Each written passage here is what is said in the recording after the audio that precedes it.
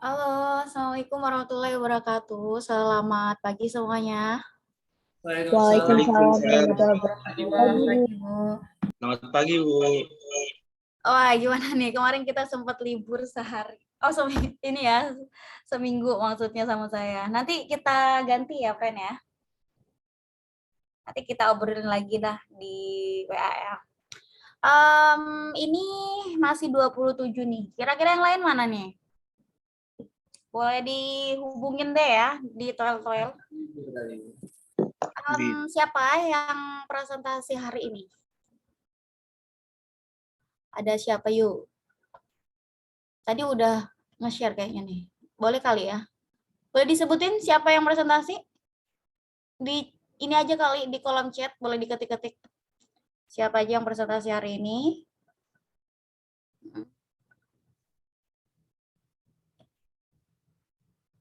Syahrul. Halo. Mana nih? Iya, Bu. Syahrul sama Ada siapa Bu. aja? Syahrul udah presentasi, Bu. Oh, ini Ziaski ya. Ziaski, Iya. Solahuddin, sama Yazid ya. Oh ya, oke. Oke, udah siap, friend? Kalau udah siap, langsung aja kali ya. Langsung aja saya kasih kesempatan. Bentar, Bu. Oke.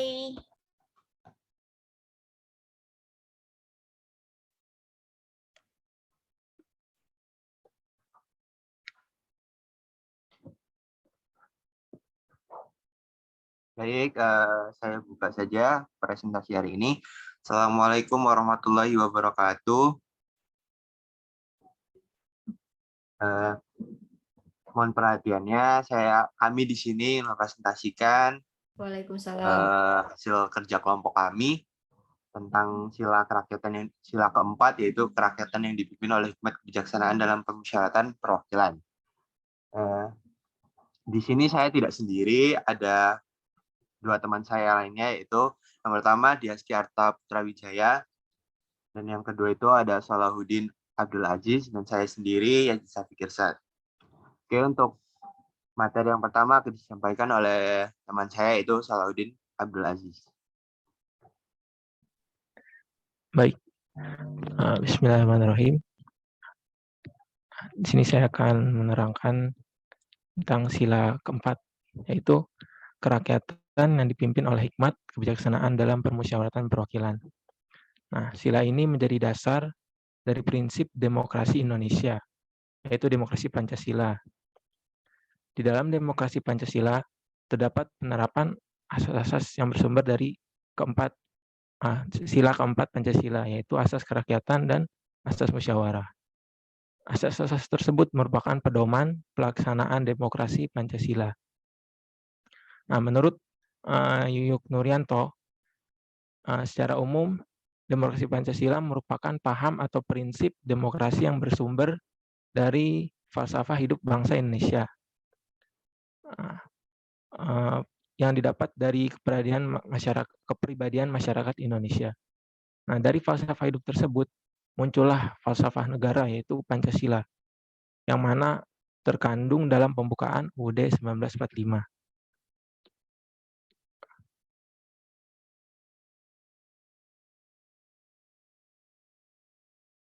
Oke.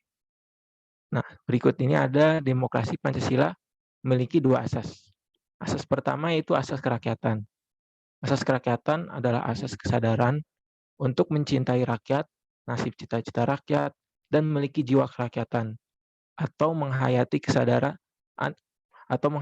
adanya kesadaran senasib dan kesamaan cita-cita dengan rakyat. Yang kedua ini ada asas musyawarah.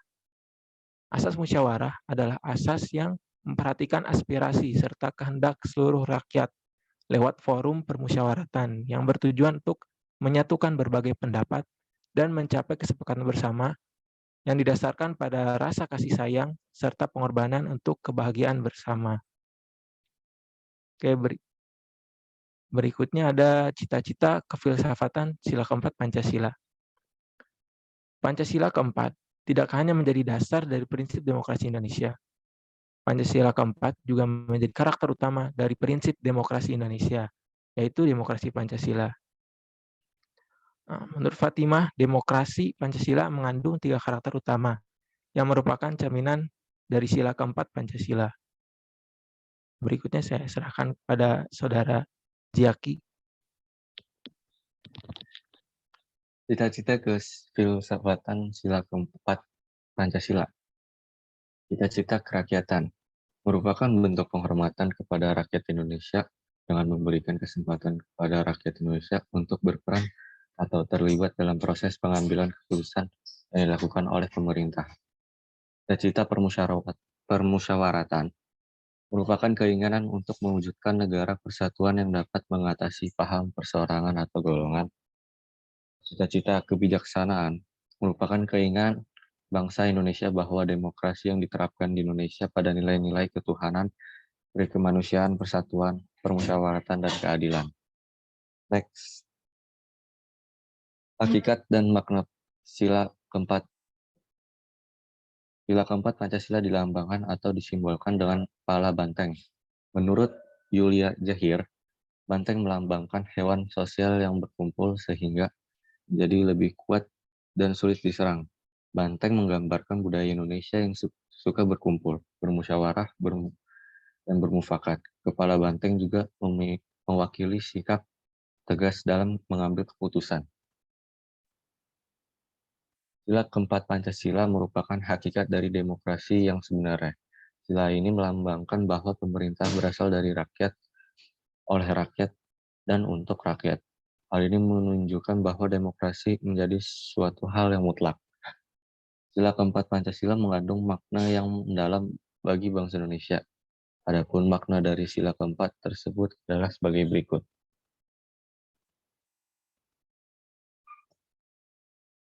Permusyawaratan.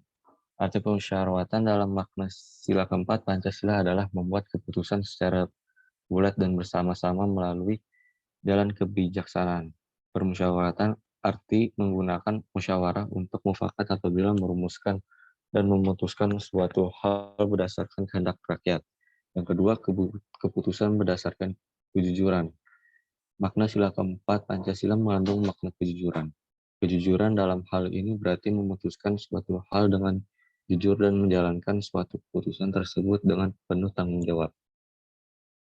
Baik, terima kasih Diaski dan teman saya Salahuddin. Selanjutnya akan saya lanjutkan. Yang selanjutnya itu adalah wujud pemimpin yang adil. Rasa yang dipimpin oleh hikmat kebijaksanaan merupakan wujud dari pemimpin yang berakal sehat, rasional, cerdas, terampil, berhati nurani, bijaksana, jujur, dan adil. Hikmat berarti profesional dalam menjalankan tugasnya melalui tuntunan permusyawaratan. Hikmat kebijaksanaan berarti sikap yang dilandasi dengan penggunaan akal, pikiran yang sehat. Selanjutnya, perwakilan. Sila keempat Pancasila mengandung makna yang menggambarkan perwakilan negara terhadap aspirasi rakyat. Perwakilan berarti suatu tata cara untuk mengusahakan ikut sertanya rakyat dalam mengambil keputusan negara. Hal ini dibuktikan dengan adanya badan-badan atau lembaga perwakilan seperti MPR, DPR, DPD, dan DPRD.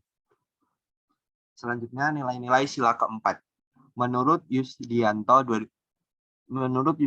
ada banyak nilai dalam makna sila keempat Pancasila. Adapun nilai-nilai tersebut adalah sebagai berikut. Yang pertama, kebebasan yang disertai dengan tanggung jawab baik terhadap masyarakat, bangsa, dan kepada Tuhan Yang Maha Esa. Menjunjung tinggi harkat dan martabat manusia. Yang ketiga, setiap warga negara Indonesia memiliki kedudukan, hak, dan kewajiban yang sama. Yang keempat, tidak boleh memaksakan kehendak kepada orang lain. Yang kelima, mengutamakan musyawarah dalam mengambil keputusan untuk kepentingan bersama. Selanjutnya, hormati dan menjunjung tinggi setiap keputusan yang dicapai sebagai hasil dari musyawarah. Yang selanjutnya, mengakui perbedaan dan persamaan sebagai individu, kelompok, ras, suku, dan agama. Yang selanjutnya, yang terakhir, di dalam musyawarah diutamakan kepentingan bersama di atas kepentingan pribadi atau golongan. Sekian presentasi dari kelompok kami. Apabila ada yang ditanyakan, saya persilakan.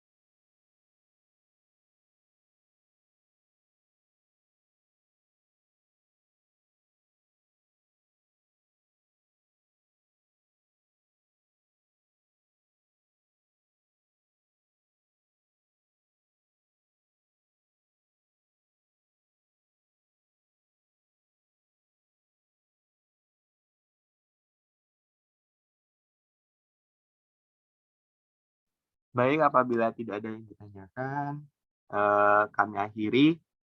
Dan sebelum saya akhiri, saya minta maaf apabila ada banyak salah, baik salah kata atau salah perilaku. Kami akhiri. Wassalamualaikum warahmatullahi wabarakatuh. Waalaikumsalam warahmatullahi wabarakatuh.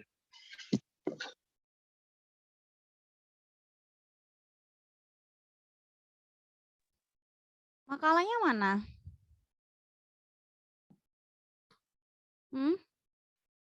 Gimana, friend? Dikumpul ke Ibu apa nanti nunggu ke Delia, Bu? Soalnya saya mau kumpul ke Ibu, takutnya katanya kemarin suruh ngumpul langsung ke Delia aja gitu, Bu. Iya, bisa ke Delia. Cuman biar saya cek gitu sekarang. Oh, oke, baik. Saya kirim dulu. Oke.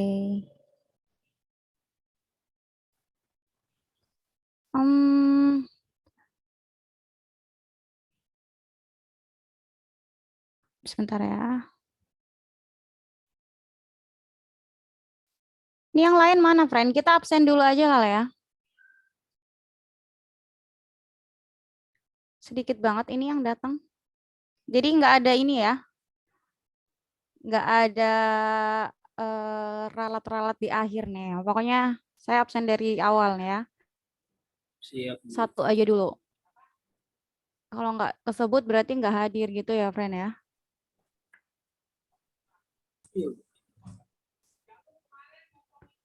Kalau satu aja dulu deh dari SI. SI dulu. IF boleh, Bu. Emang IF udah lengkap. Always, Bu. Aman. IF, Bu. Ya udah, IF deh. Jangan keluar ya habis di absen. Enggak, siap, Bu. Semangat, Bu. Abdurrahman ada nggak? Nggak ada. Nggak ada ya? Oke, Abdurrahman nggak ada. Ini IF ya, friend ya. Terus Farid ada nggak? Farid Raihan. Hadir, Bu. Hadir. Oke. Nathan? Hadir, Bu. Oke. Dava ada nggak nih? Ada? Nggak ada ya? Oke. Ziaski? Hadir, Bu. Oke. Fernanda ada nggak? Fernanda nggak ada ya? Oke, tuh banyak yang nggak hadir kan kalau di absen di awal-awal. Wah, kelihatan nih kalau nggak full masuknya. Ya, Fernanda nggak ada ya. Gary nggak ada ya. Konsekuensi, Bu, kalau misalnya gitu. Iya. Iya, konsekuensi loh. Kalau misalkan nanti di akhir-akhir malah bilang ada, wah gimana ya? Kan harus datang dari awal ya, friend ya. Nggak boleh setengah-setengah. Heidi? Hadir, Bu.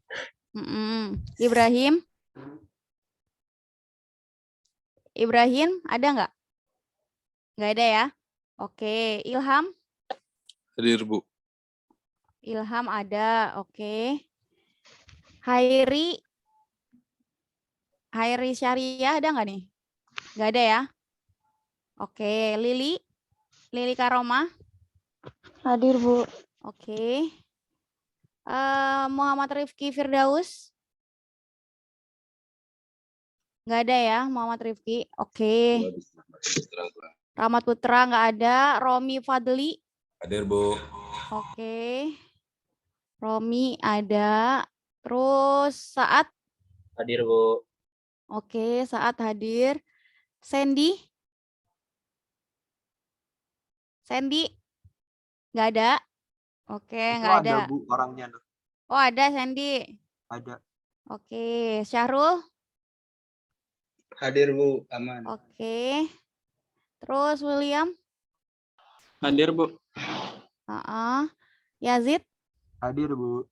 Oke. Ada yang belum disebut? Nggak ada ya? Aman, Bu. Aman. Ini Abdurrahman nggak ada. Fernanda, Gary, Heidi, Ibrahim, Hairi Syariah, sama udah. Oke, udah ya, friend ya. Kalau nggak kesebut Sekarang berarti ya saya anggap nggak hadir. Kalau nanti tiba-tiba muncul, resiko. Terus lagi deh, biar adil. SI, langsung aja kita ini sekarang aja di pertengahan aja deh. Aditya ada nggak? SI? Nggak ada, Bu. Oke. Agnesta? Agnesta ada? Ada ya? Ada, Bu. Oh, nggak ada. Bu. Oh, nggak ada. Oke. Al-Fatah? Hadir, Bu. Oke. Alicia? Hadir, Bu. Oke. Amanda? Hadir, Bu. Oke. Andrian? Hadir, Bu. Oke. Aulia? Hadir, Bu. Oke. Kristal? Hadir, Bu. Oke. Debbie? Debbie udah nggak ada. Delia? Hadir, Bu. Oke. Fanya? Fanya ada nggak? Fanya hadir, Bu. Oke. Jalu? Hadir, Bu. Oke. Lukman? Lukman ada nggak, friend? Ada? Nggak ada ya? Oke. Maulana? Hadir, Bu. Oke. Muhammad Hikmal? Hikmal ada nggak nih? Nggak ada ya? Kemana nih? Putri? Hadir, Bu. Oke. Syahla? Syahla ada nggak? Syahla? Nggak ada ya? Oke. Wahyudi Hafid?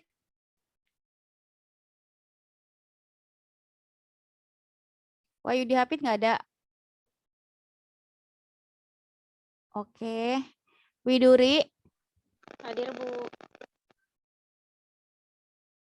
Widuri hadir ya.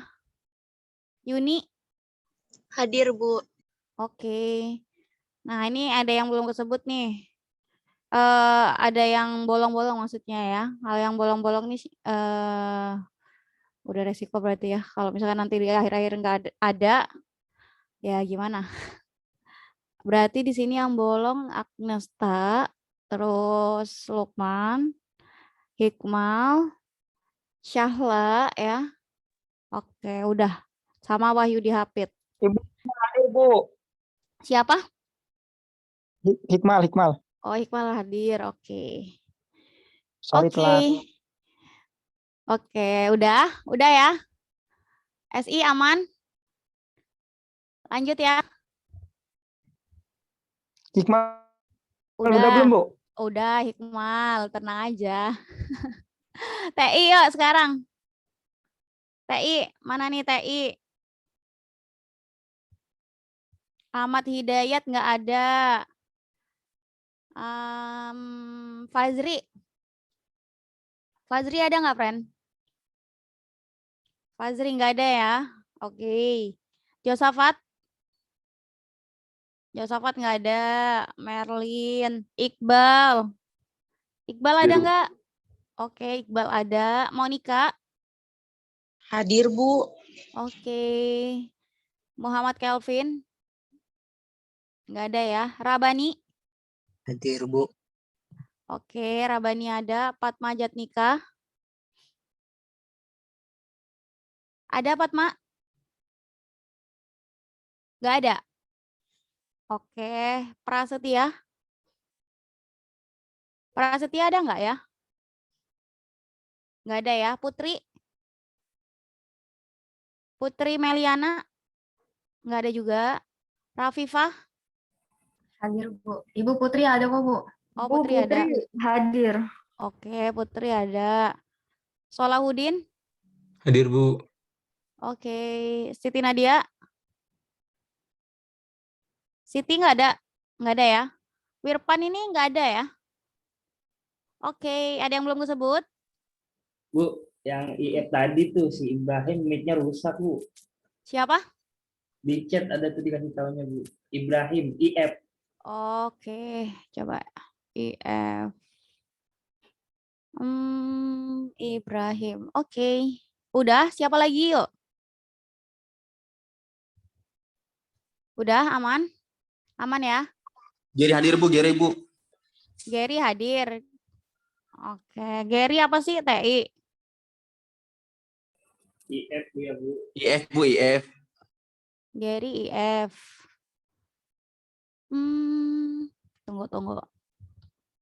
Oke, ada lagi? Ada lagi, friend? Siapa yuk yang belum kesebut? Atau tiba-tiba muncul nih? Udah ya? Oke. Udah ya absennya. Kita lanjut ke Oke. pembelajaran dulu. Bu, makalahnya udah saya kirim ke WA tapi checklist 1, Bu. Checklist. Masa sih? Apa Ibu ganti nomor ya, Bu? Enggak kok. Tunggu ya, friend. Tunggu sebentar. Tapi checklist 1, Bu.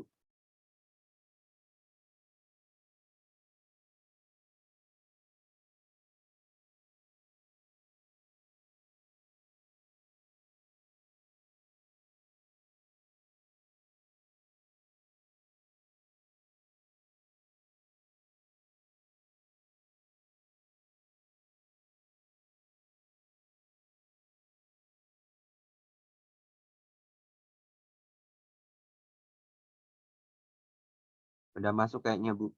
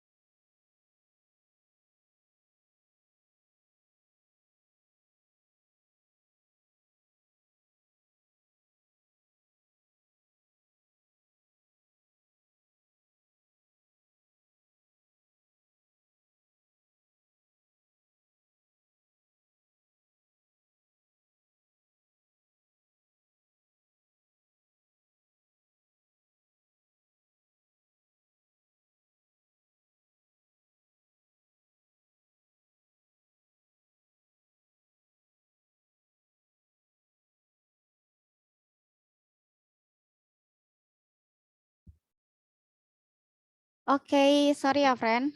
Tadi sempat benerin sesuatu. Nah, kita mulai aja kali ya. Tadi udah masuk ya. Yazid ya. Oke. Taruh. Permisi Bu, Iya.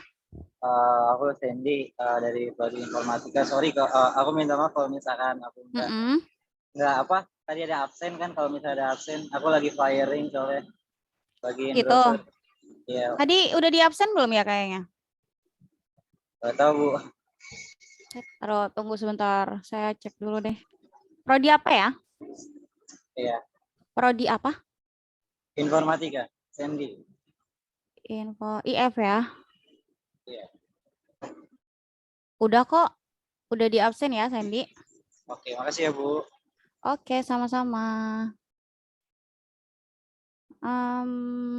Kita lanjut lagi deh. Oke. Hari ini kita bahas sila kerakyatan ya, yang dipimpin oleh hikmat kebijaksanaan dalam permusyawaratan perwakilan. Jadi ini sila keempat. Oke, nah ini silanya lanjut aja lah kali ini mah kalian udah paham. Nah, ke sini. Jadi makna kepala banteng. Jadi kan kalau sila keempat ini dia simbolnya kan kepala banteng tuh ya, friend ya. Simbolnya kepala banteng. Nah, apa makna di balik itu? Jadi kalau penggunaan kepala banteng ini sebagai lambang sila keempat memiliki makna bahwa masyarakat tuh ya, masyarakat Indonesia harus senantiasa melakukan musyawarah untuk mencapai kata mufakat kayak gitu. Mufakat tuh apa sih?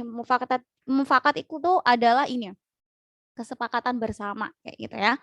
Nah, musyawarah tidak hanya dilakukan dalam pengambilan keputusan, melainkan juga dalam pemecahan masalah kayak gitu. Jadi nggak hanya sebuah ini pengambilan keputusan aja, tapi dalam segala hal, maksudnya dalam permasalahan itu juga bisa digunakan. Kita jadi masyarakat Indonesia karena kita memang makhluk ini ya, makhluk sosial. Jadi banyak kepala di dalamnya, banyak pemikiran. Nah, itu perlu banget adanya musyawarah kayak gitu ketika ada masalah ataupun ketika mengambil keputusan. Nah, jadi maknanya seperti itu. Oke, kita lanjut lagi. Nah, ini dia makna sila keempat. Jadi, dalam sila keempat ini kekuasaan rakyat adalah segalanya. Nah, jadi karena kita negara yang demokrasi juga ya, jadi mementingkan rakyat ya, mementingkan rakyat di sini, friend.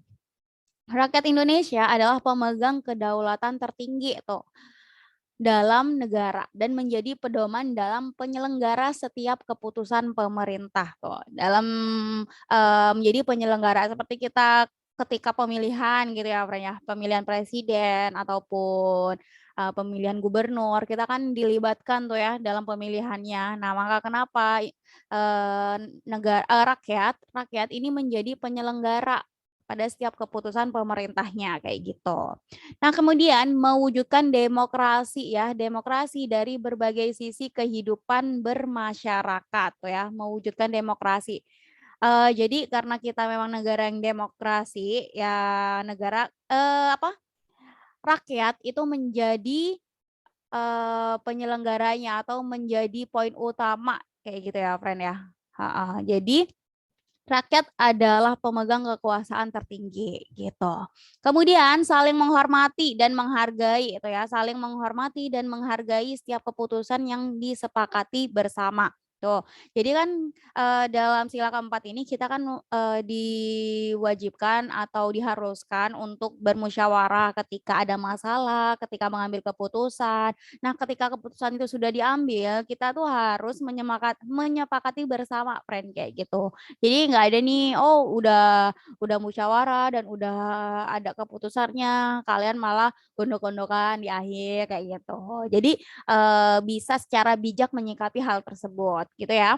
Kemudian musyawarah untuk mencari mufakat kayak gitu. Nah, musyawarah untuk mencari mufakat atau mencari keputusan yang disepakati semua orang kayak gitu ya, friend ya. Jadi nggak ada nih yang satunya ternyata nggak suka, yang satunya kayak gini kayak gitu. Jadi ini mencari jalan tengah dari segala masalah kayak gitu.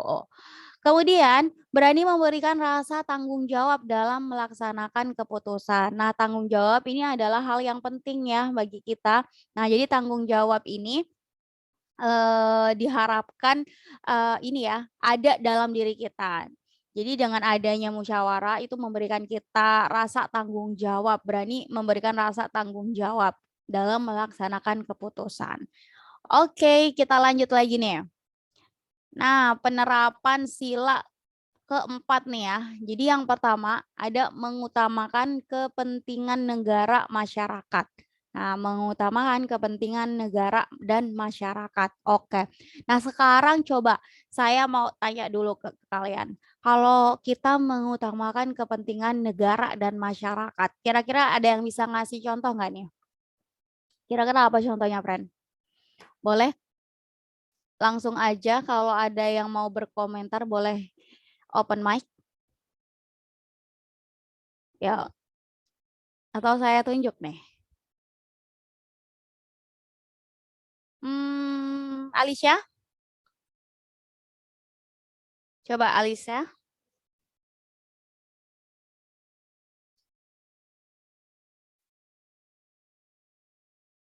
Mana Alicia? Ada?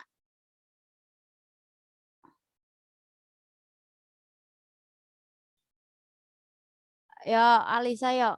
Ada nggak nih?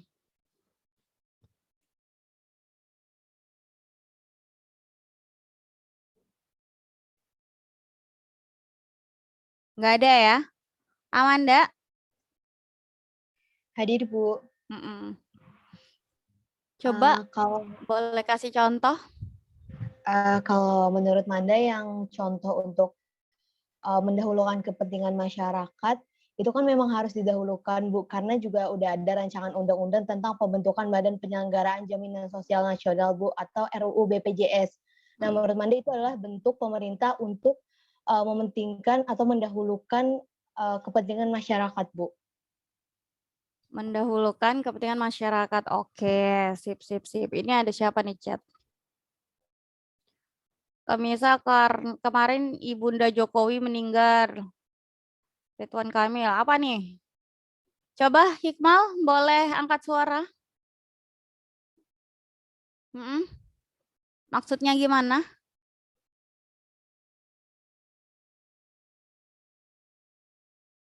Coba yuk. Apa, Bu? Iya, gimana maksudnya? Kayak misal kemarin Ibunda Jokowi meninggal, iya, maksudnya gimana ini? Coba Ya boleh maksudnya kan dijelaskan? apa sih mementingkan kepentingan negara ya kan sama masyarakat gitu. Kayak misalkan dia kan punya tanggung jawab di negara dan masyarakat gitu. Kayak kemarin Ibunda Jokowi meninggal, dia cuma datang saja terus kayak lanjut lagi langsung bekerja setelah dia datang ke makam ataupun ke ibundanya kan. Terus kan Ridwan Kamil juga nggak bisa cuti lama-lama, waktu kemarin aja cuma seminggu, juga ada ketentuannya. Jadi langsung lagi ke tanggung jawabnya gitu sebagai, sebenarnya pandangan saya pribadi yang masalah kemarin itu, masalah Ridwan Kamil juga itu pro kontra mengenai dia cuti lama juga kan seperti itu, karena dia harus memimpin kepentingan negara gitulah sama masyarakat. Itu sih, itu bukan sih salah satu contohnya yang kayak gitu. Apa salah gitu. Oke, iya. Jadi sebenarnya kalau untuk kepentingan negara dan masyarakat itu benar banget ya. Tapi kalau misalkan saat itu kayak Ridwan Kamil terus anaknya meninggal kayak gitu terus dia cuti, saya rasa itu wajar aja karena kenapa? Itu kan anaknya ya, maksudnya dia dibutuhkan di situ. Selain itu mungkin kalau dia cuti pasti ada yang memegang gitu. Itu adalah keadaan yang darurat, maksud saya kayak gitu. Jadi kalau misalkan mengutamakan kepentingan negara dan masyarakat, jadi dibandingkan kepentingan pribadi. Kalau misalkan hal itu tidak urgent banget, tidak terlalu penting kayak gitu dalam urusan pribadi dia kayak gitu, ya harus mementingkan negara kayak gitu.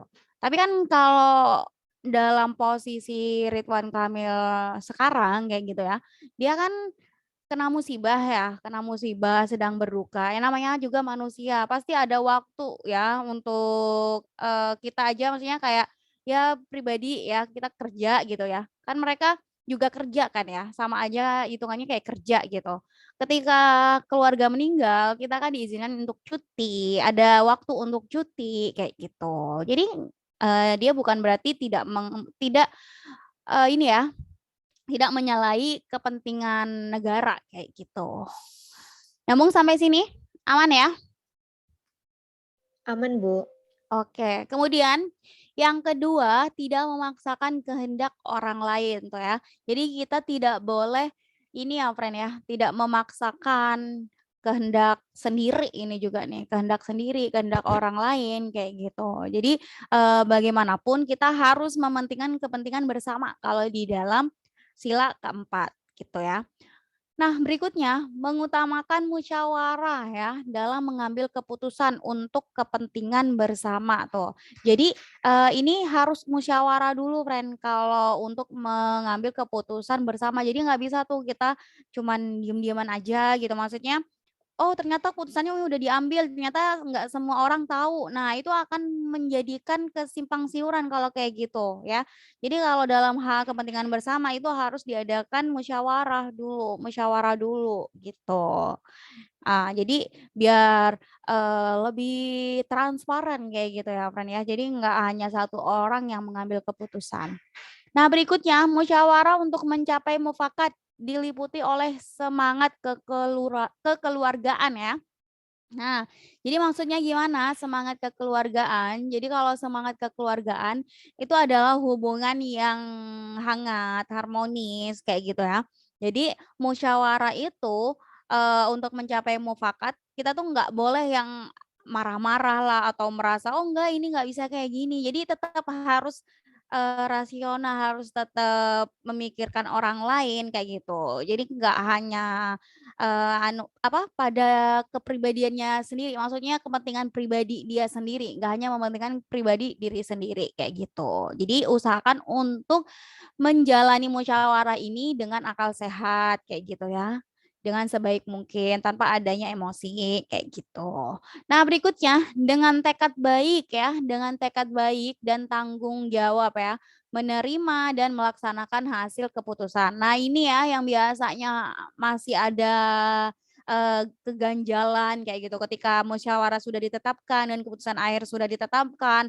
Ada nih dari kita yang merasa oh itu nggak baik nih, nggak setuju sama keputusan itu, kemudian nggak merasa tidak adil kayak gitu, padahal sudah dilakukan musyawarah. Kadang musyawarah itu kan diambil juga dari kesepakatan atau keputusan yang paling banyak ya, suara yang paling banyak kayak gitu. Sepakatnya yang mana, tapi kan dari suara yang paling banyak itu pasti ada yang menentang kan. Nah, mungkin yang tidak menerima itu adalah seseorang yang menentang itu, friend gitu. Nah, kita sebagai bangsa Indonesia di dalam sila Pancasila diharapkan untuk menerima hasilnya kayak gitu walaupun tidak sesuai dengan keinginan kita kayak gitu ya.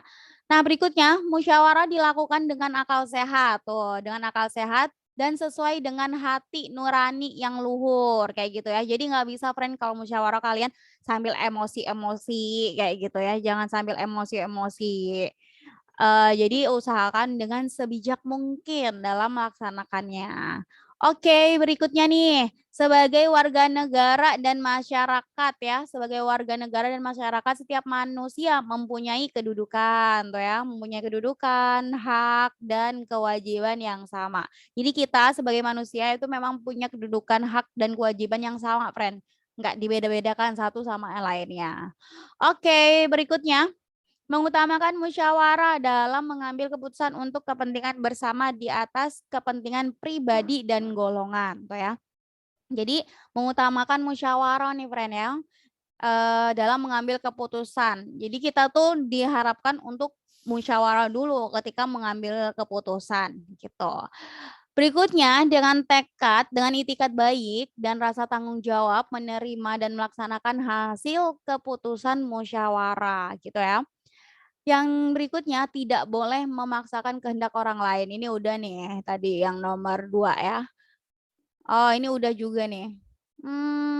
Taruh aku coret ini ya, friend ya. Ini udah. Ini udah.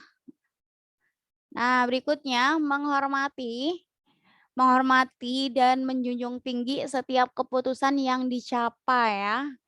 Nah, ini sebenarnya hampir sama yang sebelumnya. Jadi kita harus menghormati ya. Jadi setiap keputusan yang udah disepakati itu harus kita hormati. Jadi nggak ada tuh gondok-gondokan di akhir.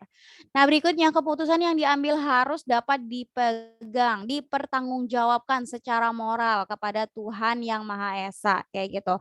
Jadi keputusan itu harus bisa dipertanggungjawabkan, friend. Jadi nggak hanya memutuskan sesuatu tanpa ada tanggung jawab kayak gitu ya. Harus banget tuh didasari dengan tanggung jawab.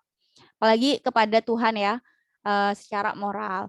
Nah, berikutnya menjunjung tinggi harkat dan martabat manusia atau ya, harkat dan martabat manusia, keadilan serta mengutamakan persatuan dan kesatuan bersama gitu. Terakhir, memberikan kepercayaan kepada wakil-wakil yang dipercayai untuk melakukan musyawarah. Nah, karena kan kita bangsa Indonesia itu kan bangsa yang banyak banget ya orangnya ya. Masyarakatnya banyak sekali. Jadi kan nggak bisa kalau semua masyarakat ikut musyawarah. Jadi ada perwakilan pastinya ya. Ada wakil-wakil seperti DPR kayak gitu yang melakukan musyawarah. Nah, di sini tugas kita sebagai masyarakat kita mempercayai mereka sebagai wakil kita. Gitu. Oke, kenapa nih? Oke, Zauhuri. Sampai sini aman, friend? Aman? Aman, Bu. Oke, kita lanjut lagi nih. Nah, ini ada penyimpangan ya, penyimpangan yang dilakukan terhadap sila keempat tuh. Jadi di sini yang pertama banyak negara ya, banyak warga negara masyarakat belum terpenuhi hak dan kewajiban di dalam hukum. Jadi banyak tuh ya, ternyata yang dari kita tidak terpenuhi nih hak dan kewajibannya. Tuh. Kalian bisa ngasih contoh nggak ini? Kira-kira contohnya seperti apa?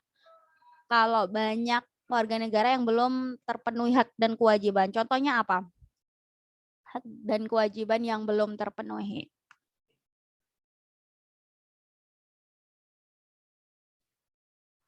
Yuk, ada siapa di sini?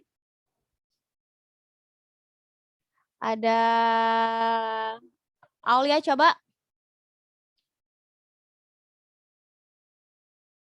Aulia.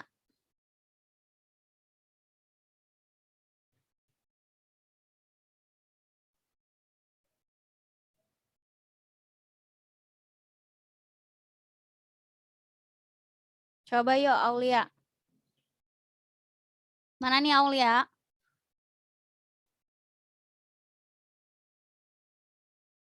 Oke, kata Rafifa. Gimana Rafifa? Boleh angkat suara? Coba Iya, Bu. Rafifa, gimana? Hak yang belum terpenuhi untuk warga Indonesia, contohnya pendidikan untuk anak-anak di pedalaman, Bu. Oke, di pedalaman. Di daerah-daerah yang sulit untuk dijangkau. Oke, bisa. Jadi kalau misalkan yang ini deh, hak-hak dan kewajiban yang belum terpenuhi di kota misalnya, itu kan yang lebih ini ya, yang ada di sekitar kita kayak gitu. Kalau kayak gitu gimana, Friend? Ada yang bisa ngasih contoh nggak? Kira-kira apa yang ada di sekitar kita ini? Coba ada siapa di sini? Fanya? Fanya, yuk. Ini saya nggak pernah dengar suaranya nih. Coba Fanya, mana? Hayo, hayo. Ayo, friend. Biar nggak sekedar join aja nih. Masa kuliah kalian join doang? Nggak mendengarkan. Yuk.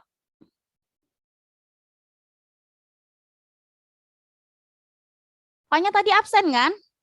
Aulia juga nih. Ayo, kenapa ketika ditanyain malah ngilang? Ayo.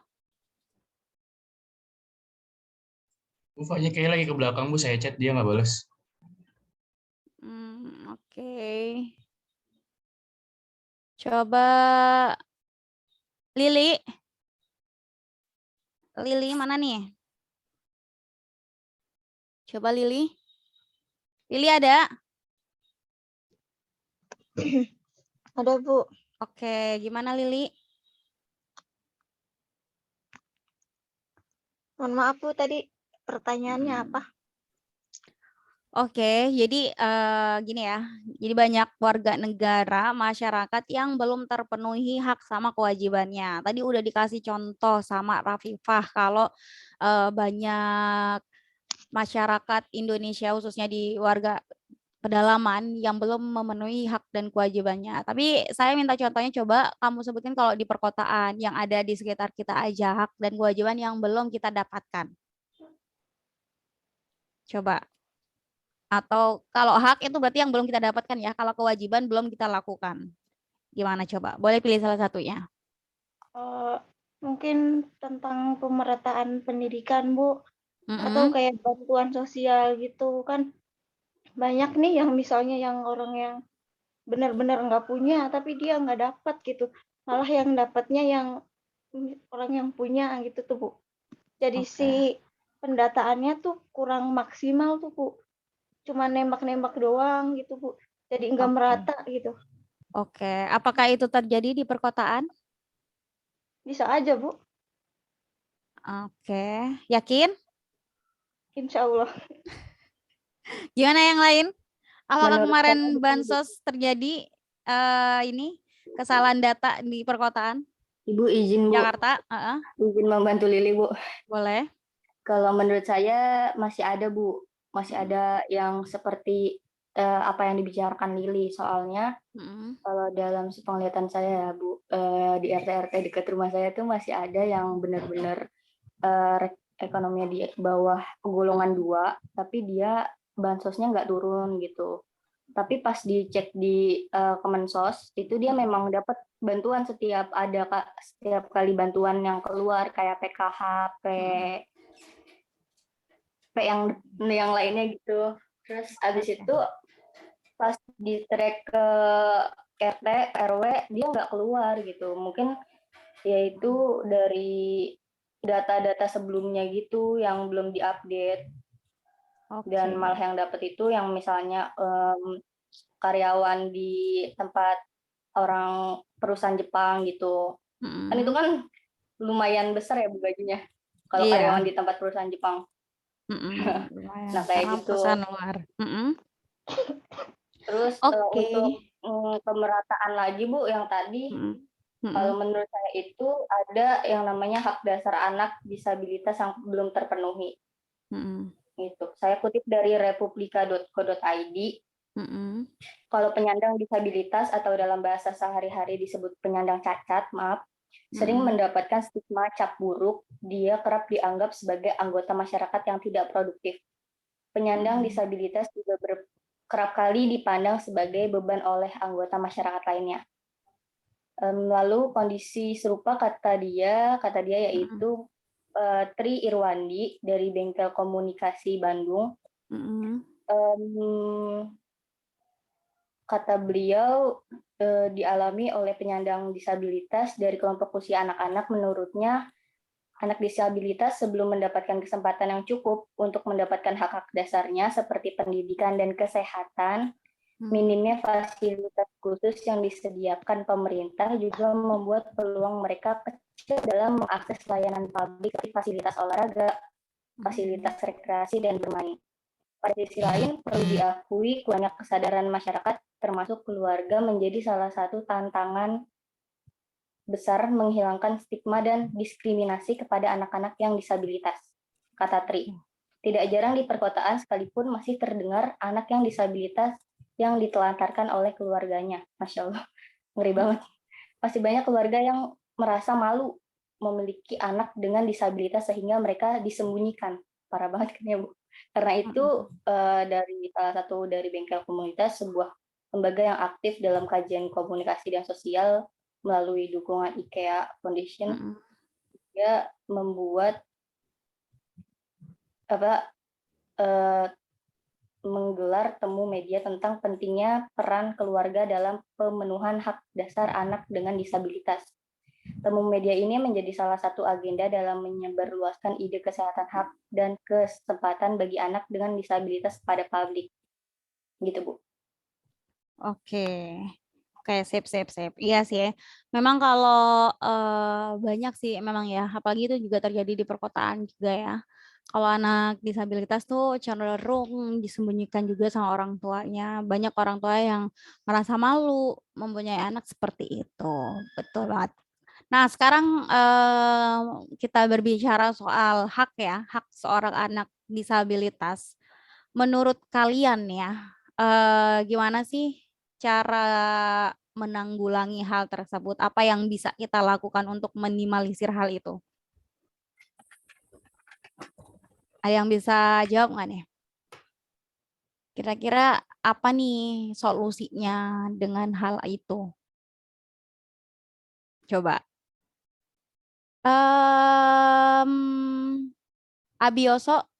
Wibioso. Siapa sih nih? Wibisono. Alfata deh, Alfata. Alfata yuk. Ada nggak dia Alfata?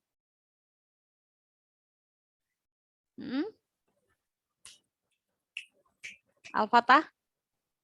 Andrian? Andrian ada? Andrian? Oke, gimana Andrian? Boleh komentarnya? Menurut saya sih ya, kalau ada komunitas-komunitas yang kayak bergerak hatinya untuk mengunjungi anak-anak yang kurang mampu begitu, kita bisa aja Bu berkunjung ke rumahnya dengan komunitas atau teman-teman lain buat menghibur anaknya itu Bu. Menghibur dalam hal apa ini misalnya? Ya, dalam hal misalnya kayak memberikan bantuan atau bisa aja buat bercanda gitu biar dianya terhibur aja Bu, biar nggak malu orang tuanya juga. Oke, berarti di sini harus ada sosialisasi ya kepada orang tua juga ya. Bagaimana cara ini menyikapi anak seperti itu kayak gitu. Jadi biar anak tidak merasa tersingkirkan dalam ranah keluarga dan masyarakat. Nah, gitu ya, friend ya. Jadi sebenarnya memang harus ada sosialisasi dalam hal itu kayak gitu. Jadi pemerintah di sini bisa nih memberikan penyuluhan atau kegiatan seperti itu ya, atau mungkin bisa dari ini sih, nggak hanya dari pemerintah, mungkin dari channel TV juga harusnya ada hal-hal penyuluhan seperti itu, kayak gitu ya. Jadi bukan hanya dalam dunia hiburan aja gitu ya, Fan ya. Oke, berikutnya nih di sini penyimpangan-penyimpangan yang biasanya dilakukan terhadap sila keempat. Ini ketidaktransparan lembaga ya. Aduh, kepencet. Taruh, friend. Ketidaktransparan lembaga yang di dalamnya negara Indonesia dalam sistem kelembagaan. Oh, nggak kelihatan. Tunggu sebentar. Saya taruh sini aja deh. Transparan lembaga-lembaga yang di dalam negara Indonesia dalam sistem kelembagaannya yang menyebabkan masyarakat enggan lagi percaya kepada pemerintah. Tuh, berarti kan di sini banyak banget kasus seperti ini ya, karena dalam mengambil keputusan ada tuh ketidaktransparan ya, friend ya. Jadi pemerintah banyak yang memutuskan sendiri dalam kegiatan-kegiatan yang dilakukannya, sehingga masyarakat tuh cenderung tidak percaya pada pemerintah kayak gitu, khususnya kepada wakil ya, wakil negara seperti DPR kayak gitu. Jadi ada hal seperti ini. Oke, siapa nih? Iya, RUU KUHP HI ya, betul, contohnya seperti itu. Jadi mungkin pandangan kita masyarakat terhadap pemerintah adalah ada segi negatifnya ya, karena pemerintah masih ada ketidaktransparannya dalam mengambil keputusan. Nah, ini diharapkan sih agar kedepannya tidak terjadi seperti demikian. Nah, oke, kita lanjut lagi. Kalau yang nomor 3, banyak para wakil rakyat merugikan negara dan rakyat. Wah, banyak ya ternyata yang merugikan negara dan rakyat, yang seharusnya mereka adalah penyalur aspirasi demi kemajuan dan kesejahteraan negara Indonesia. Nah, kalian bisa ngasih contoh nggak, friend? Banyak para wakil rakyat yang merugikan negara dan rakyat. Harusnya kalian tahu nih hal-hal yang merugikan Korupsi, kita. Bu.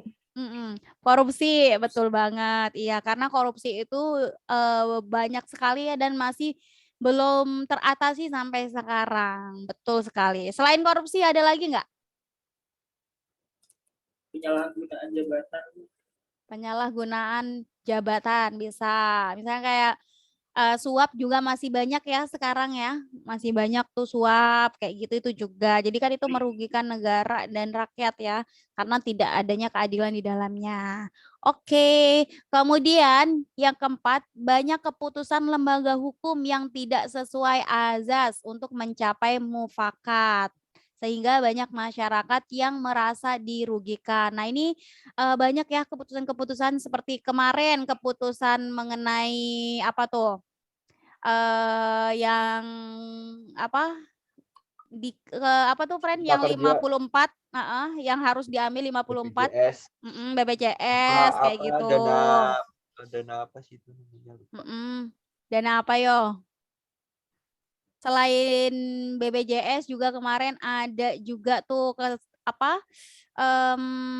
keputusan yang tidak sesuai dan dianggap itu keputusan yang apa tuh ya, yang nggak sesuai dengan masyarakat kayak gitu.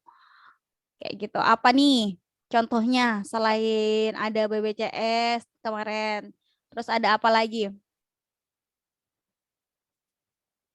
Yang kemarin ketenaga kerjaan tuh juga, friend. Iya, Undang-Undang Cipta Kerja. Nah, ya itu juga ya, itu kan nggak sesuai. Terus ada lagi yang apa tuh? Ada yang bisa ngasih contoh nggak nih? Kemarin juga ibu hamil nggak boleh cuti ya, nggak boleh cuti selama 3 hari itu masuk nggak, friend? Nggak boleh cuti selama 3 bulan apa ya? Kalian pernah dengar nggak itu? Jadi biasanya kan kita kalau misalkan ibu hamil, ibu yang sedang melahirkan, yang bekerja ya khususnya, kita kan boleh tuh cuti selama 3 bulan. Nah itu sempat tidak diperbolehkan tuh. Pernah dengar? Itu yang Omnibus Law itu kan sih, Bu? Iya. Nah itu juga kayak gitu. Itu kan kayak nggak sesuai gitu ya, friend ya, nggak sesuai dengan azas. Kayak gitu. Oke, ada lagi nggak, friend? Contohnya. Apa tuh kira-kira yang nggak sesuai? Coba, Zahuri. Ada nggak nih, Zahuri? Zauhari, Bu. Oh ya, Zauhari, sorry. Zauhari, coba nih, Abdurrahman.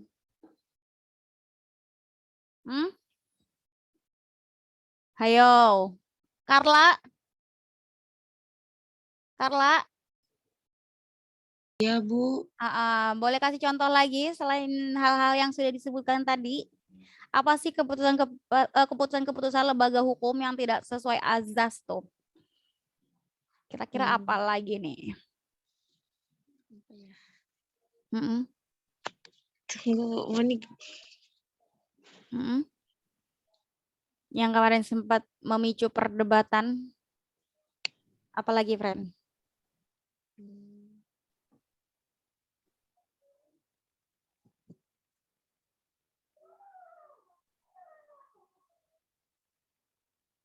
Apa yuk?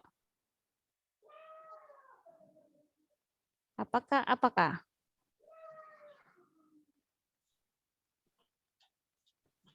Coba yang lain. Tunggu.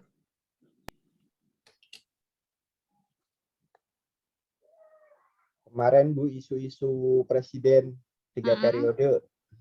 3 periode, oke. Gimana itu? Itu kan memicu, ya baru isu tapi udah memicu ini Bu. Oke. Amarah para masyarakat. Amarah. Oke, sip. Tunggu sebentar ya, friend ya. Tunggu.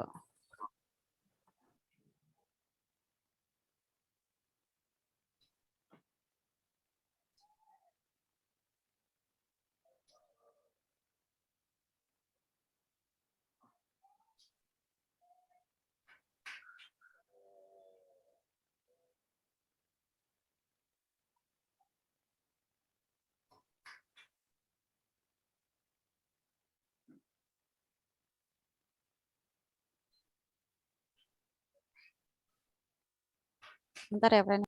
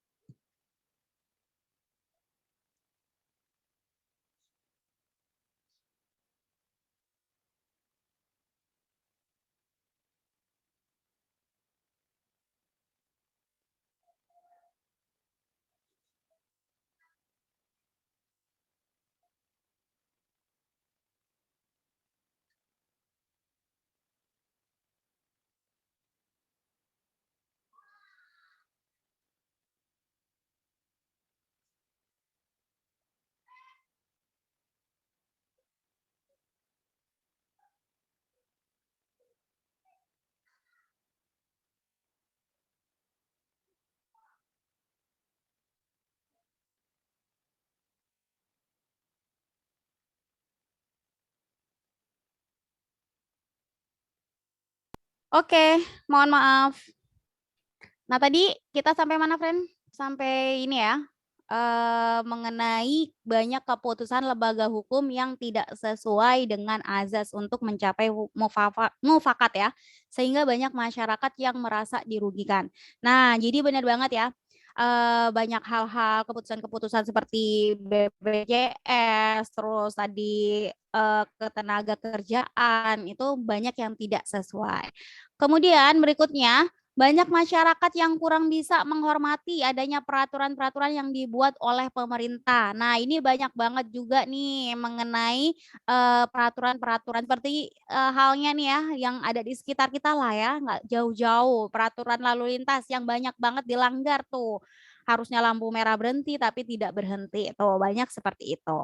Kemudian demonstrasi dilakukan tanpa melapor ya kepada pihak berwajib tuh. Demonstrasi demo tuh banyak nih demo-demo juga yang nggak lapor kepada pihak berwajib. Jadi ketika ada kerusuhan atau ada pertengkaran di situ, jadinya memakan korban kayak gitu. Oke, sampai sini aman. Kita lanjut lagi ya, friend ya. Nah, ini dia sikap-sikap positif hak dan kewajiban sesuai sila keempat tuh ya. Sikap-sikap positif. Jadi apa yang bisa kita lakukan untuk apa nih ya? Untuk menyikapi sila-sila keempat ini. Jadi dalam berbangsa dan bernegara sebagai warga negara Indonesia, WNI, kita harus selalu bersikap positif agar tercipta persatuan ya, kedamaian dan kesejahteraan rakyat. Nah, sikap-sikap positif itu misalnya seperti mencintai tanah air tuh ya. Jadi kita diwajibkan atau diharuskan untuk mencintai tanah air kita ya. Jadi kita harus punya rasa nasionalisme gitu. Berikutnya menciptakan persatuan dan kesatuan Indonesia. Jadi tidak ada ribut-ribut kayak gitu ya, friend ya.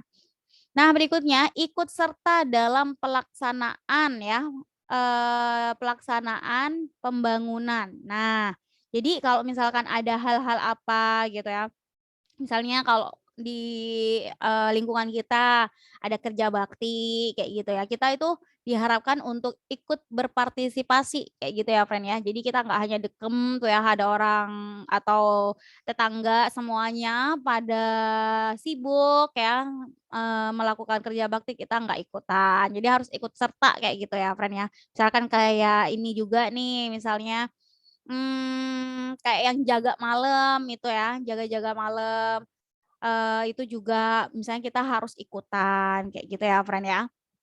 Nah, berikutnya mempertahankan dan mengisi kemerdekaan ya, mengisi kemerdekaan.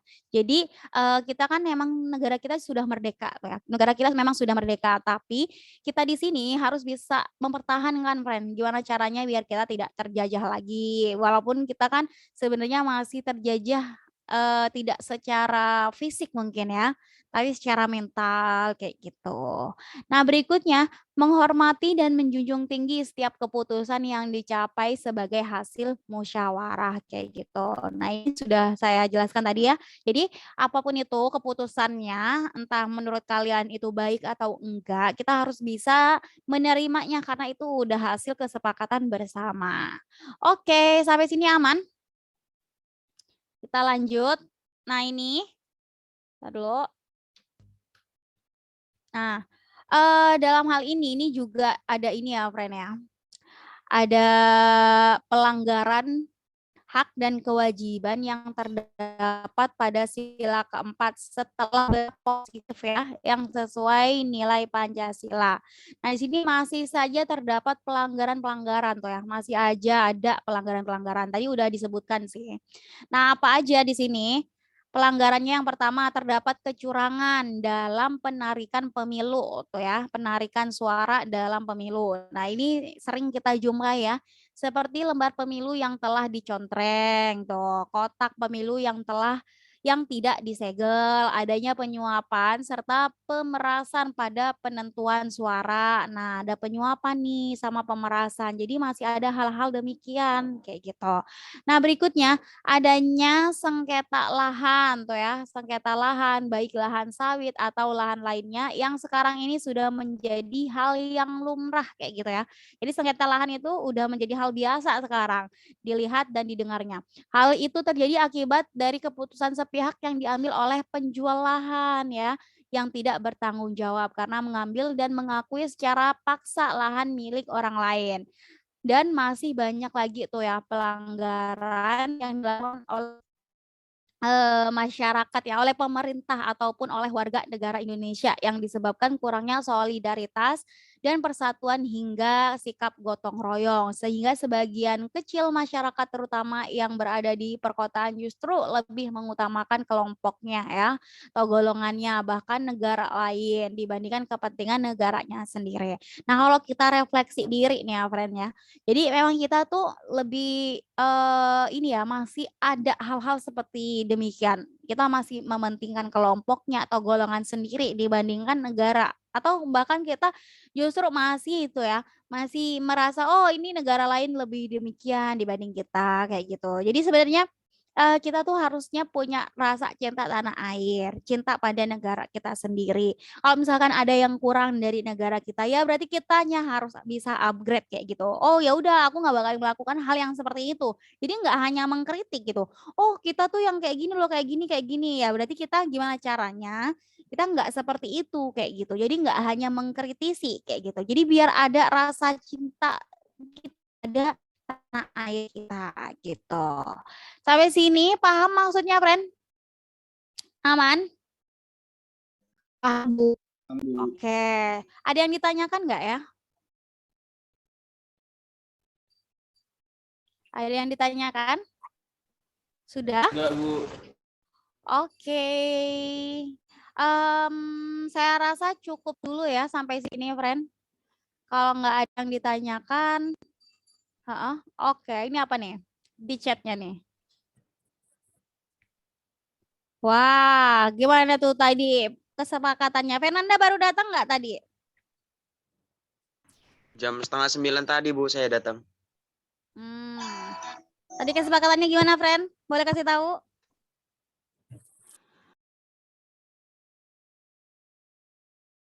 Gimana tadi, Yazid? Iya, Bu, gimana? Gimana kesepakatannya soal absen? Oh, tadi itu absen di awal, Bu. Udah. Jadi kalau yang telat udah nggak di absen, Bu, katanya. Gimana? Ya udah deh. Kali ini nggak apa-apa, saya berbaik hati dulu deh. Yazid, Fernanda, apa nih? Kelompok apa nih? Prodi apa? Informatika, Ya, Bu. Bu. Untuk kedepannya, jangan gini ya, friend ya. Jadi udah harus Ya, Bu. siap tuh. Ikuti kelas dari awal sampai akhir. Iya, Bu. Jadi jangan masuk di tengah-tengah. Kalau di tengah-tengah resiko tuh. Fernanda. Kok nggak ada sih? Oh ya, oke. Oke. Makasih, Bu. Sama-sama. Udah ya, friend ya? Aman ya? Abdul Rahman, Bu. Abdurrahman. Apa ini? IF? Iya, Bu. Ya Allah, masa lupa, Bu? Abdurrahman. Oh iya, oke. Ada lagi nggak? Ada lagi nggak, friend? Dia ngecat siapa nih tadi? Syahla ya? Oh, Syahla nggak bisa ikut. Sakit. Syahla di mana sih? TI ya? Oh, SI. Oke, saya absen dulu. Syahla SI.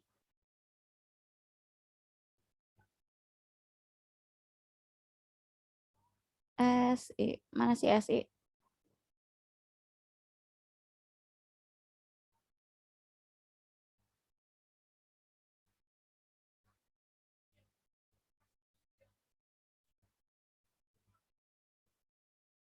nggak mau kebuka ya? Kenapa nih?